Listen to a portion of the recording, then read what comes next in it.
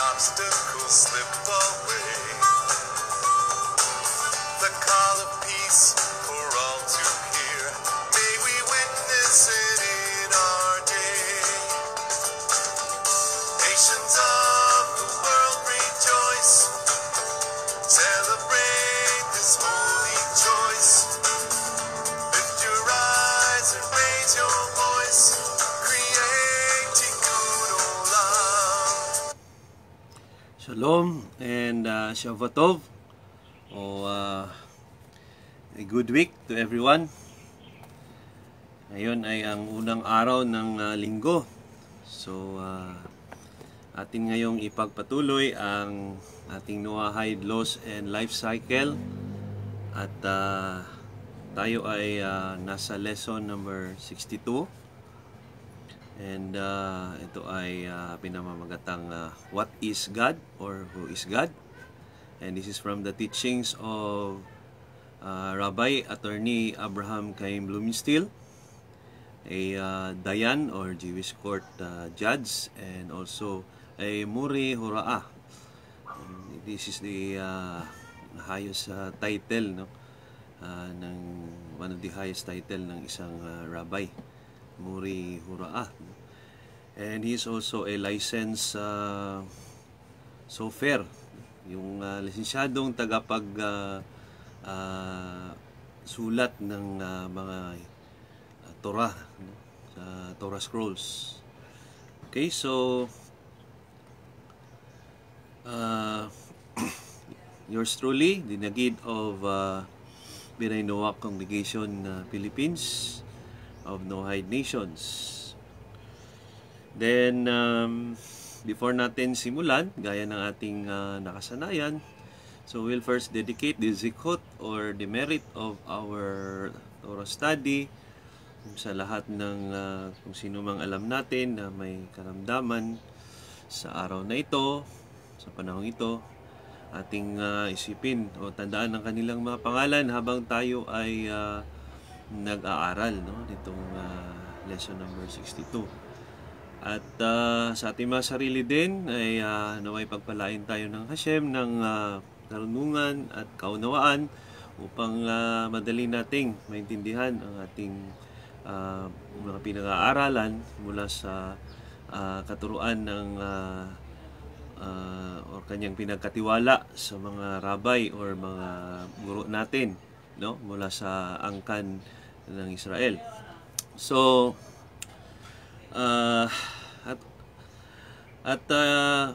very important, no? Ay dedicate din natin itong zikot para sa success ng Israel sa kanilang pakikipagdigma sa mga gustong sila ay sirain, no? Or eliminate yung kanilang bayan, no? Kanilang buong angkan, no? So we'll also pray for the success of the Israel Defense Forces. Okay, so simulan natin, no, sa panimula, no, or introduction. So sa araling ito ay sisimulan natin ang isang serye or series ng mga aralin tungkol sa paniniwala at kaisipan ng mga Noahides, or yun yung English na term ng Binay Noach, no? Or mga hindi Hudyo pero nasa daan, no? Na or sinusundan yung daan sa pamamagitan ng Torah, no? Yung mga batas, yung tinatawag natin na Sheva Mitzvot Binay Noach, no?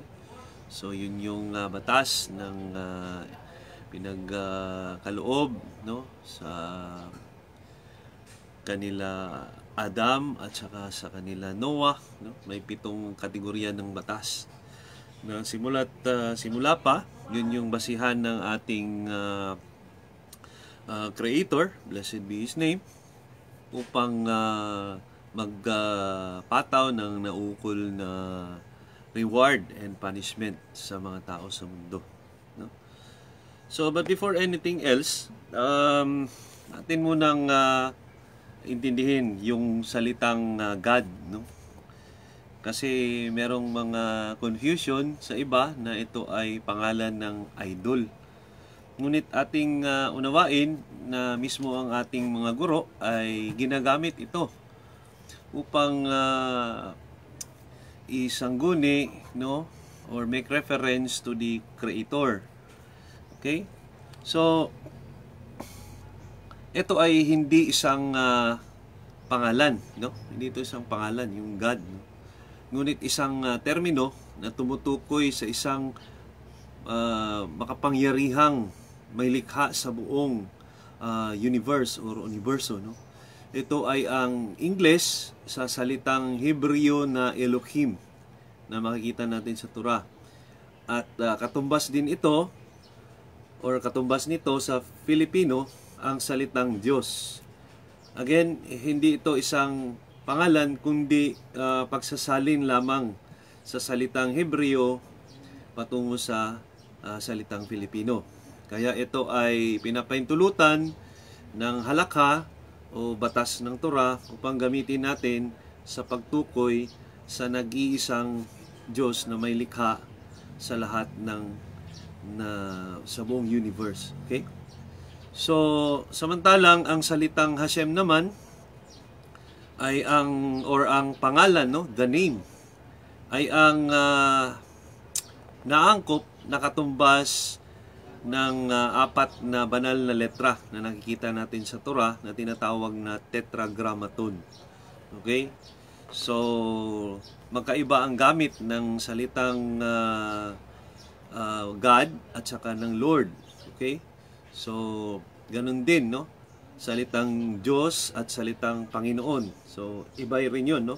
Kasi yung salitang Panginoon, yun yung Pilipino ng Lord, no? Na mula naman doon sa salitang Adonai ng Hebrew. Okay? So, pag ginamit natin yung mga pagsasalin o translation na yon, hindi ibig sabihin na tinatawag natin yung pangalan ng isang idol. Okay? So, ito ay pinapahintulutan ng batas ng halakha. So, at least napaklaro natin yon at tayo ay magpapatuloy sa ating pag-aaral. So, ang unang katangian ng Elohim o ng Diyos sa ating lingwahe, no, is ang pagiging transcendent at immanent. So, ano itong dalawang bagay na ito? Yung salitang transcendent, meaning siya ay nasa isang lugar na wala sa atin, no? Or siya ay separate. While yung immanent naman is nandyan din siya, no, sa atin, nakakasama ng natin, no? So, medyo opposite siya, no? So, yun yung talagang dapat natin maintindihan, that God is both transcendent and immanent, no? Na-experience natin siya because He is immanent, at transcendent din siya kasi hindi natin siya nakikita.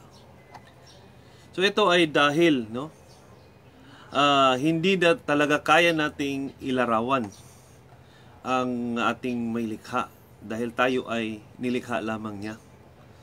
So, hindi pwedeng yung nilalang ay kayang abutin yung kaisipan, no? Or yung estado ng kanyang may likha, no? I always say this as an example, no? Yung isang lumikha ng say for example, yung upuan, no? Karpintero, gumawa siya ng upuan. So, yung upuan, madidescribe niya yun, no? Mula sa kanyang ilang pako yung ginamit, so ilang measurement or yung mga kahoy na ginamit or steel for that matter. Pero, yung mismong upuan, hindi kaya niya i-describe yung kanyang may likha. Kasi, yung isang upuan ay nilikha lamang noong isang karpintero. Okay? So, that is a very simple illustration of how distant we are from from the knowledge and the wisdom of our Creator. Gaya na nga ng sinabi ng propeta Isaiah, no, sa chapter 55 verse 9, no, na ang ating karunungan at ng ating may likha ay parang ang layo niya ay parang langit din at saka lupa. Kaya ang kanyang kakanyahan, no, nature, ay lalagpas sa lahat ng pangunawa ng kahit sino sa kanyang nilikha. So that is found in Isaiah 55 verse 9. Kaya ang alam natin tungkol sa kanya ay ayon lamang sa mga bagay na kanyang ibinunyag. So kung makikita din natin to, no, sa Deuteronomy 29 verse 29. Sabi doon na ang kanyang mga sikreto ay may nanatili sa kanya, sa Hashem, but yung kanyang mga binunyag ay mapupunta or pinakakatiwala niya sa mga angkan ng Israel. So ang ideyang ito ay nasa gitna ng maraming teolohiya, no? Theology ng Torah, at isang mahusay na panimulang punto para sa ating talakayan. So binibigkas natin sa Shema, no? Yung Jewish prayer na Shema. Sabi doon, pakinggan mo Israel, ang Panginoon ay Diyos, ang Panginoon ay isa. Shema Israel, Adonai Eloheinu, Adonai Echad. So ang deklarasyong ito ng kanyang pagkakaisa or unity, no, ay hindi lamang tungkol sa mathematical na pananampalataya, no? So ito ay mas dapat na maunawaan bilang katangian sa halip na dami niya, no? Kasi sinasabi na 3 or 4, 5, ganun. So hindi ito ganyan, no? Instead, ito ay mga katangian niya na pinag-isa, no? Ang Diyos ay hindi lamang sabi dito, no, hindi lamang nating isipin na nag-iisa yung kanyang katangian, ngunit sa halip yung siya ay pinagkaisa, no? Kaya hindi ito 3, 5 o mas marami pang kanyang imahe, no? So doon minsan kasi may sinasabi na Trinity or ilan pang mga bilang ng ating Creator. So hindi yon mathematics supposedly, but instead mga katangian niya yon. Yun yung kanyang mga tawag natin sa kanya, no? It's either He is the jealous God, He is the compassionate one, no? So yun yung mga katangian niya. Okay? So upang higit itong maunawaan, tatalakayin natin ang mahalagang konsepto na tinatawag na Zimzum, or in English, constriction, no? So ito ay matutunan natin kung tayo ay mag-aaral ng tinatawag na SOD, or yung 4th level ng pag-aaral ng Torah, yung mas malalim na pag-aaral, no? So the mystical side of learning about the meaning of the words in the Torah. So bago pa nalikha ng Diyos ang anumang kailangan niyang likhain, or kailangan niyang lumikha ng isang puwang kung saan maaaring maganap ang paglikha. So upang magawa ito, inurong niya ang kanyang presensya, yung kanyang Shekinah or kanyang kakanyahan. So inurong niya para lumikha ng isang puwang, kasi he covers everything, no? He is in everything. So kaya kailangan niyang umurong konti doon sa particular na place na yon or space upang makalikha ng tinatawag na kalal or kalal hapenoy, no? Or basically kalal. So sa pagitan ng walang hanggan at pinagkaisang katangian ng Diyos at ng kalal ay isang hadlang or barrier na tinatawag na pargod. Ito rin ay pwedeng intindihin na parang belo or pagkakahati, no? So ang kalal ay ang puwang kung saan naganap ang lahat ng nilikha, at anong anumang bagay na hindi Diyos. Okay? So kung if it is not God, then it is inside kalal, no? Yung lahat ng mga hindi Diyos nasa ito ay nasa kanyang space na ginawa, no, in the universe. Okay? So sa Isaiah 44 verse 24, sabi doon, ang Diyos ang lumikha ng lahat. So ang natatanging paghihiwalay sa pagitan ng Diyos at ang kanyang nilikha ay nagdulot ng mga konklusyon tungkol sa kanya. Bilang tagalikha ng lahat ng bagay, siya ay ganap na hiwalay sa mga ito, no? So separate. Wala sa nilikha niya ang maaring kumatawan sa kanya. Nothing in his creature can represent him. Walang pwedeng ihambing sa kanya. Gaya nga ng sinabi ng propeta sa Isaiah 40 verse 18. Kanino mo ihahalin tulad ang Diyos?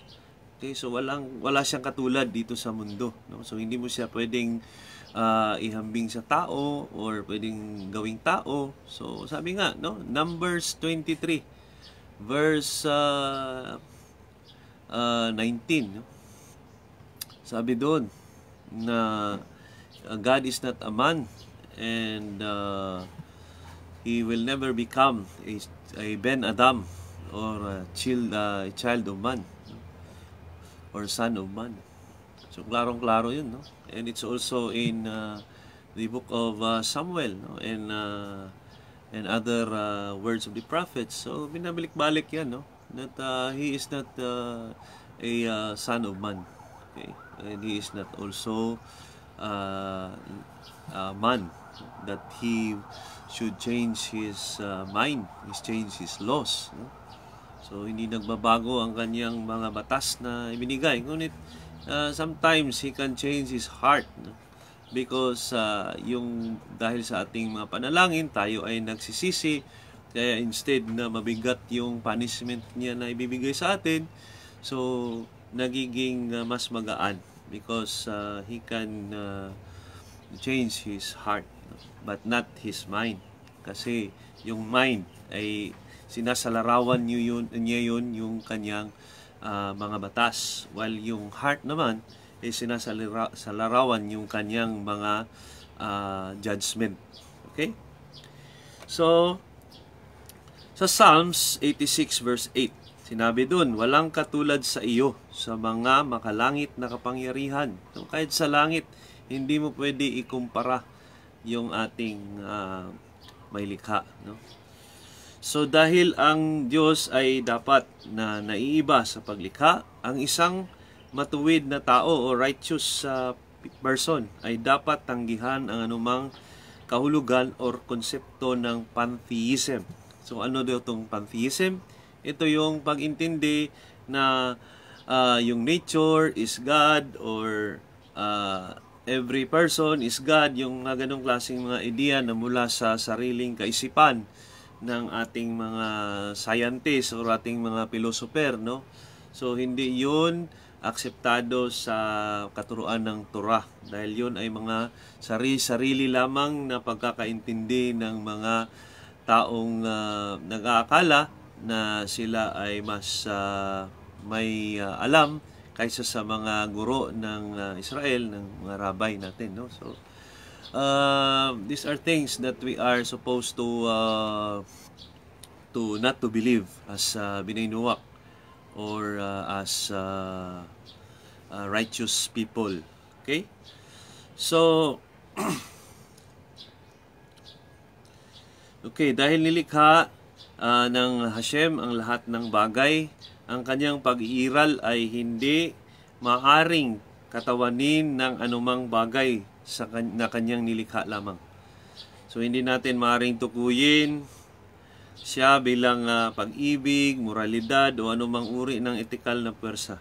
So again, no force in this world can be compared to our Creator. Blessed be His name. So ang Diyos ay maaring magkaroon ng mga katangiang iyon, ngunit hindi sila talaga ang Diyos, no? So meron tayong iisang Diyos ang sinasamba ng Israel mula pa sa simula, no? So He is the God before, today, and forever, no? So yun yung Vayuhaya, Vayuhuve, and Vayuhyeye. Okay? So sa katulad na paraan, no? Dahil lumikha ang Diyos ng mundo at oras, hindi siya sakop sa oras, no? Hindi rin siya sakop ng mundo. Gayunpaman, bagkus sa mga tinalakay natin, ay dapat maunawaan din na ang Diyos ay malapit at nakikibahagi sa kanyang nilikha. Though He is transcendent, He is also immanent, no? So, what is now the immanent aspect of God? So, ang zimzum, no, yung constriction, ay hindi nangangahulugan na ang Diyos ay lubusan ng tinanggal ang kanyang presensya or sikina sa kalal, no? Kung saan tayo nandito. Ang tawag dito sa buong universe, ito yung kalal, no? Kung saan ginawa niya yung kanyang creation, no? Nangangahulugan lamang ito na inurong lang niya. Yung zimzum ay pag-urong, no, ng kanyang sarili, no? Ang kanyang presensya. Na kinakailangan lang, no, in a degree wherein upang tayo ay mabuhay. Kasi kung napakalapit niya, yung presensya niya ay nandoon din, yung buong presensya niya ay nandoon din kung saan tayo, then we will not exist, no? Hindi tayo mabubuhay, no? It's we can set our mind doon sa ganung araw, no? So kung ang earth is napakalapit sa araw, no? So lahat ng nandoon sa loob ng earth ay talagang hindi mabubuhay dahil napakainit ng araw. Daw ito, ang araw ay nagbibigay ng buhay, pero hindi rin siya pwede na napakalapit sa kanyang or sa mundo dahil ito rin ay mamatay ng mundo, no? So yung source ng energy can also be a cause of death ng mga nilikha, no, sa mundo. So gayon pa man, no, ang kanyang presensya ay nananatili pa rin at pinupuno, no, pinupuno ang buong kalal. Okay? So in Nehemiah, the prophet Nehemiah in chapter 9 verse 6, sinabi, "Ginawa mo ang langit, ang lupa at lahat ng nasa at ang lahat na nandito, no? So binigyan mo lahat ng buhay." Okay? So He made the heavens and He made the earth and everything that is inside it. Okay? So bukod pa rito ay marami pang ibang mga sanggunian ang ating Hashem, no, bilang ang walang hanggan, no? So He is eternal. Okay? So ito ay makikita sa buong Tanakh. Okay? So ang pagpatuloy na pag-iral ng mundo, the existence of the world, ay nakasalalay sa kalooban ng Diyos, no, ng Hashem. Ito ay patunay na kanyang pinupuno ang buong kalal. Dahil tayo ay buhay, ang lahat ng nilikha ay may buhay. So it means to say that He is immanent. Nandito siya, no? Nakikibahagi sa mundo, no? We can feel His presence. We can experience God, no, in this world because He is also immanent. Okay? So bagaman dahil ang Diyos ay isang ganap na pagkakaisa o pinag-isa, ang kanyang mga nature, no, or kanyang katangian, ang kanyang kalooban at ang kanyang kakanyahan ay dapat na pareho. Okay? So His will and His nature must be of the same para tayo ay maging balance sa mundo. Okay? So sa katulad na Okay? So ang Diyos ay immanent. Again, no? Siya ay patuloy at kasangkot sa kanyang mga nilikha. So pinapangasiwian niya at pangasiwaan, no? He manages at pinapanatili niya ito. He allowed it to exist. So naririnig niya at sinasagot ang mga dasal natin, no? Ng kanyang mga anak, at binibigyan niya ng buhay at pinapangasiwaan ito sa parehong kabaitan at hustisya. Okay? So a good father will always manage his children as both justice and mercy. No? Ganon yung ating creator, no?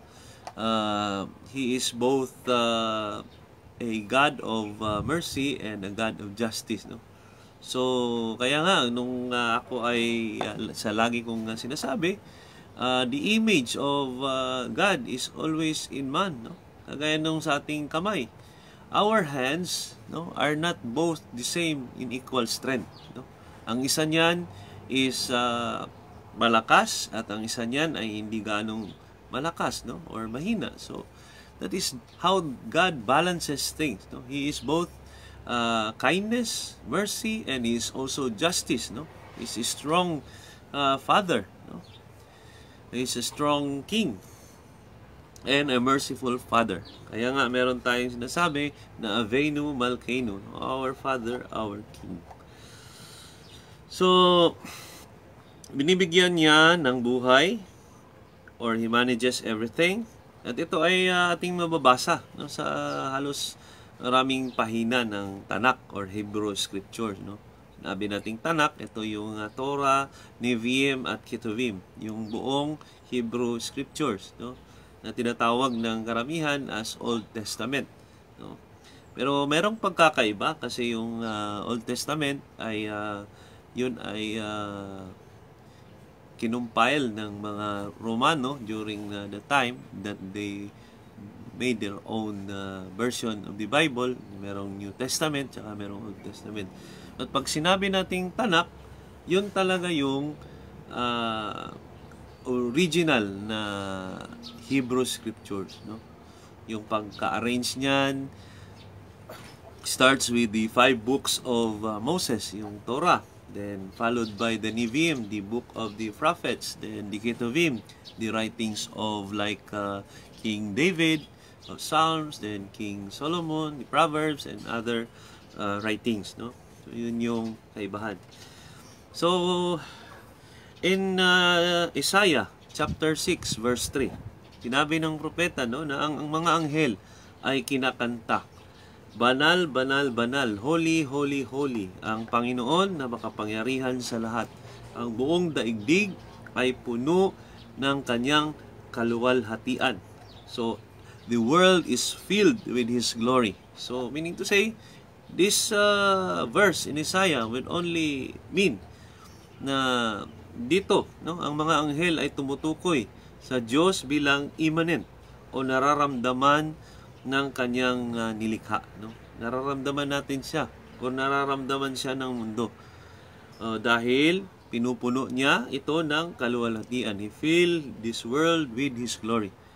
But on the other hand, sinabi rin naman ng propeta Ezekiel chapter 3 verse 12 na ang mga anghel ay sinabi, pagpalain ang kaluwalhatian ng Diyos mula sa kanyang kinaroroonan.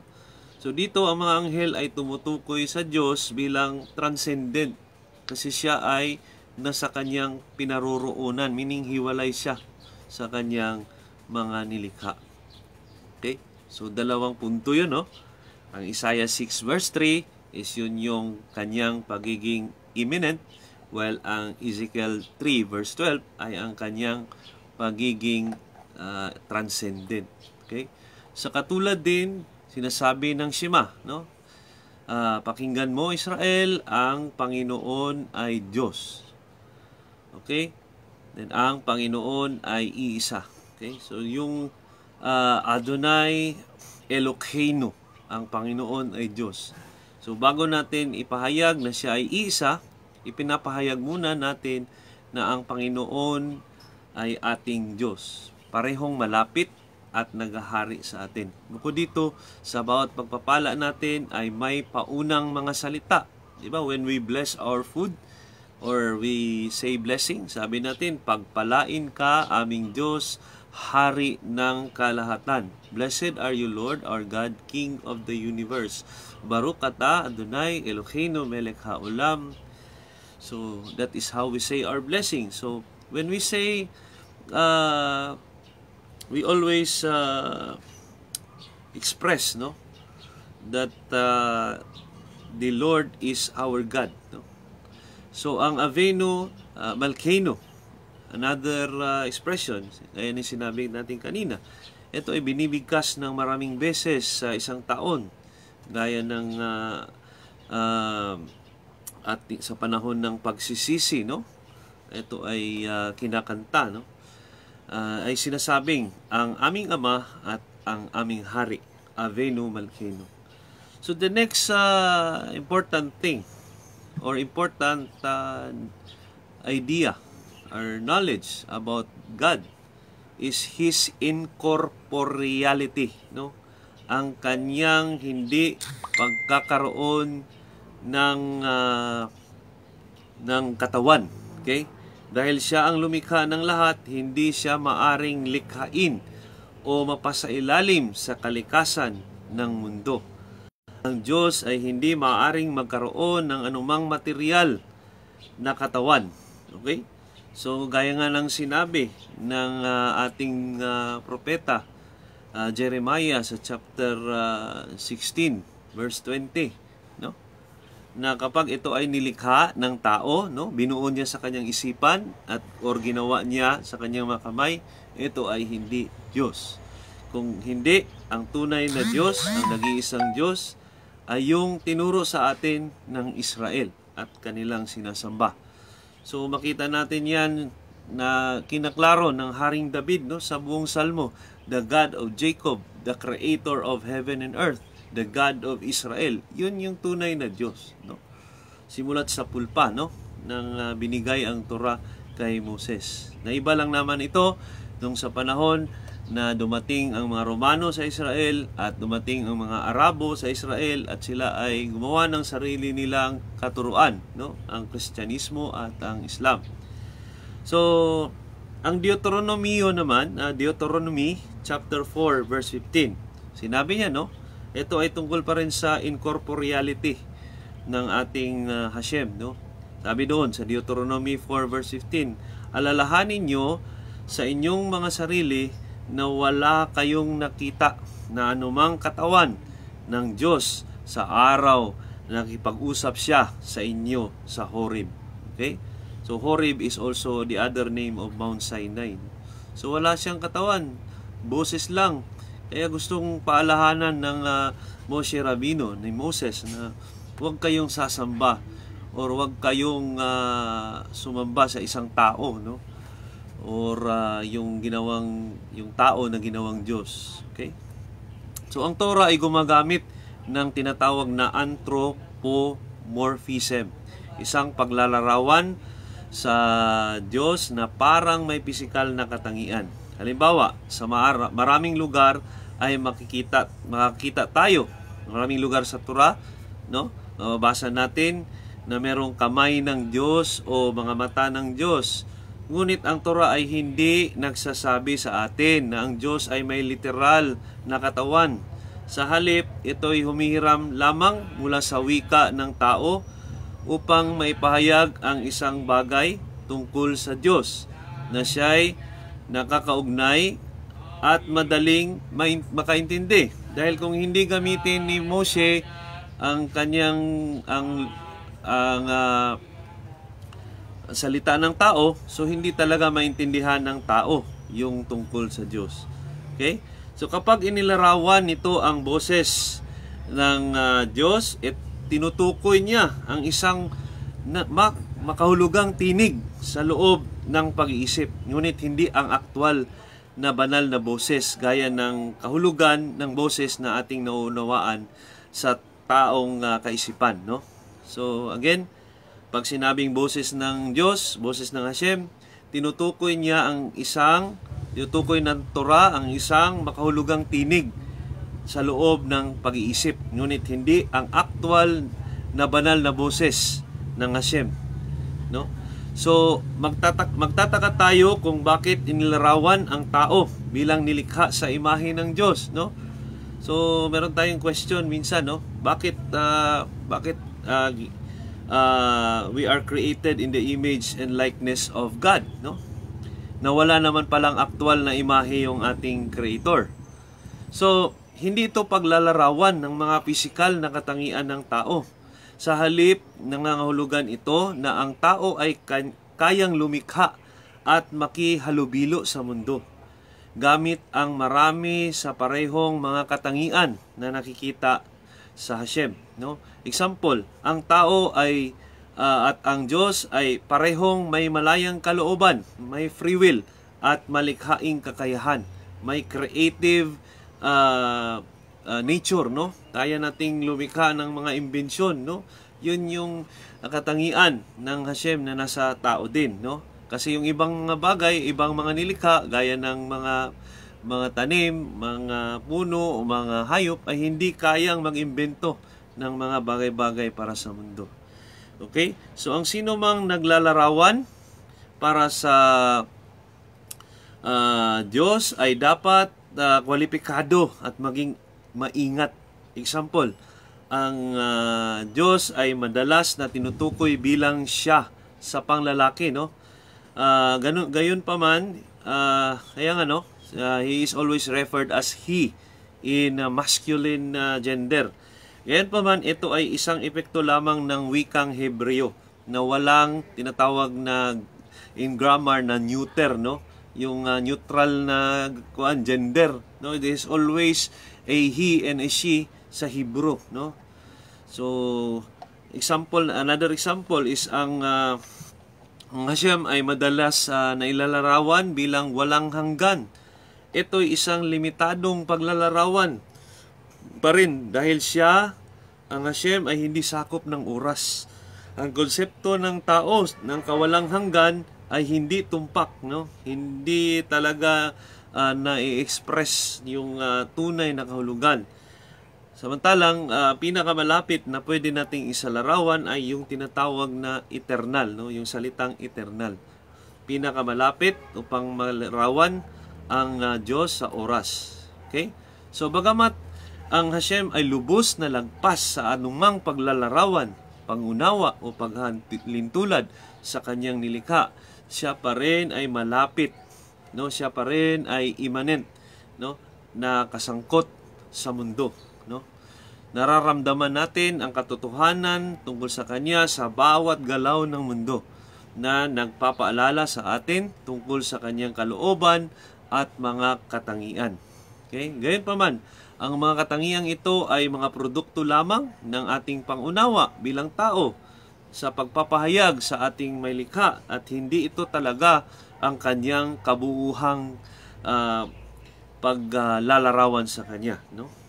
Maintindihan lamang natin ang kakanyahan ng Hashem sa pamamagitan ng pag-alam kung ano ang hindi siya, no? So sa pag-unawang ito ay tinatawag sa Torah na negative theology, no? Maintindihan natin kung ano ang Hashem sa pamamagitan ng pagsuri kung ano ang hindi siya. So, for example, hindi siya tao, hindi siya magkakaroon ng katawan, no? He is not Ben Adam, he is not a son of man. So, those are the things na hindi siya. So, yun yung mas madali nating pag-unawa kung ano yung ating creator or who is God and what is God. Okay? So, sa hapong ito, ating napag-aralan, no? Ang una, ang Diyos ay lagpas sa anumang mga salita at paglalarawan, anyo o pangunawa. Pangalawa, dahil siya ay lumikha ng oras, puwang at bagay, hindi siya sakop ng alinman sa kanila. Pangatlo, bagaman ang Hashem ay ganap na transcendente, siya ay ganap pa rin na immanente, no? At kasangkot sa mundo. He is both transcendent and immanent. Siya ay separate. At the same time, He fills the world. Then pang-apat, ang pangunawa sa Diyos ay isang pangunawa lamang at hindi ang buong katotohanan tungkol sa Kanya. Tayo ay limitado sa kakayahang makita ang walang hanggan. Number 5, ang Hashem ay incorporeal at walang anyo, walang katawan. Ang anthropomorphism ay isang pamamaraan ng Torah upang mapaintindi sa atin ang katangian ng Diyos sa mundong pagkakaunawa, no? So, number 6, ang anumang positibong paglalarawan sa Hashem ay paglalarawan lamang sa mga paglikha at impluensya ng Diyos. Hindi ito siya mismo, no? Ang kakanyahan ng Hashem ay maaari lamang tunay na maunawaan sa pamamagitan ng pagnilay-nilay kung ano ang hindi siya, or yung negative theology na tinatawag. So that ends our lesson for this afternoon in lesson number 62. What is God, or who is God? No?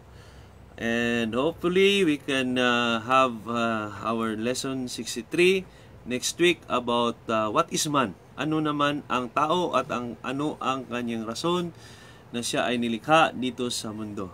Again, maraming salamat sa lahat ng nakikinig, sa ating mga prayer leaders. To start with, SPL Marvin Domingo in Digos, our music leader in Davao, Jonathan ML Jonathan, no? And our mga sisters natin, no? Akot Wilma, Akot Nida, and all the others, no? Na hindi ko nabasa or hindi ko maisa-isa lahat, no? But I wish you all blessings of protection, peace, and success in all the things that you will be doing for this week, you will be doing for Hashem and for your family. May you all be successful. Shalom and Lihet Raot.